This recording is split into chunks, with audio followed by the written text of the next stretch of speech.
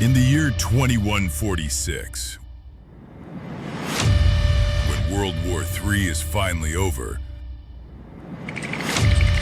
humanity's worst fear becomes real.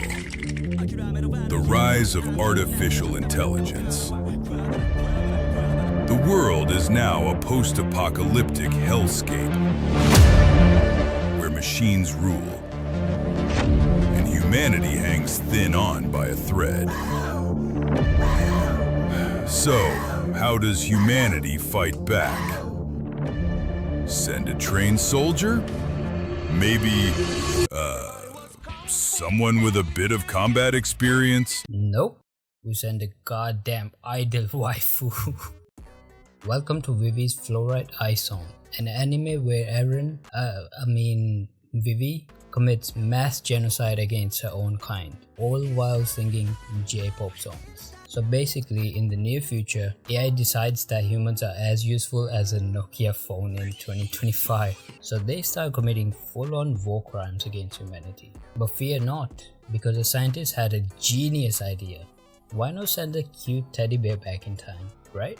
Because, well, it's anime. The key to save humanity lands on a singing idol diva's lap. Because it's anime. And somehow, these two are the Avengers, who will save our dumbasses and stop the AI uprising. Now this is my type of anime. Woo! But let me be real for a second. This show is actually remarkable. It has one of the smoothest animation sequences, and the art style, I've rarely experienced this kind of serene beauty that comes through this anime's art style. The choreography is almost at the level of Naruto. Every punch, every kick has a purpose on how the fight will progress further. I mean, sure, there's some CGI involved, but it's done so well that you can barely tell the difference when watching. The animation pans from a wide-angle CGI to a hand-drawn art piece seamlessly. It's like cutting a butter with a knife. God damn! It has smooth Sakuga fights, moments that look like a wallpaper, and one of the coolest airplane takedowns in anime history. The sound design in Vivy isn't just impressive, it's immersive. Every sound, from footsteps to the creak of an android's back breaking, it hits you in the ears with a chilling clarity. When I first watched it, the action scenes were fueled with the exciting adrenaline and impact. The sad scenes left me with the empty feeling that I really can't describe. They're not just background music, they're the emotional missing puzzle pieces that define the entire scene.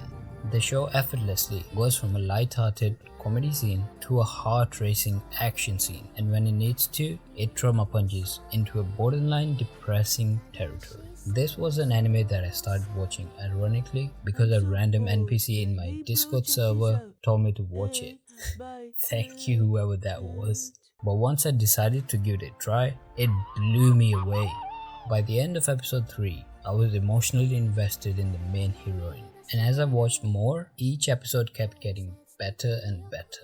Somehow, all this peak is squeezed into a bite-sized 13-episode anime snack, and by the time I realized, I was already on the last episode. Okay, hear me out. I think we can all agree that anime heroines are known to have a bad character development. But Vivy is a heroine done right. She has one of the best character development in an anime that I've ever seen. She starts off with a glorified karaoke box, and by the end, she becomes more human than any other character in the anime. Not because she was programmed to, but because she chose to. Listen. This anime is nowhere nearly as great as something like Attack on Titan, right? It's full of bad jokes. The trauma dumps jump scare you at the worst time possible. The sci-fi genre puts people off. And the story as a whole so big, it reminds me of One Piece every time, man. At the end of the day, Vivy isn't just a show about androids and time traveling. It's about moments. The moments you wish you could go back to. The words that you never said but still carry with you every day. The hand you wished you held tighter. It's about trying your best when no one's watching. Not for yourself, for others. Because in the end, it's not about how long we sing.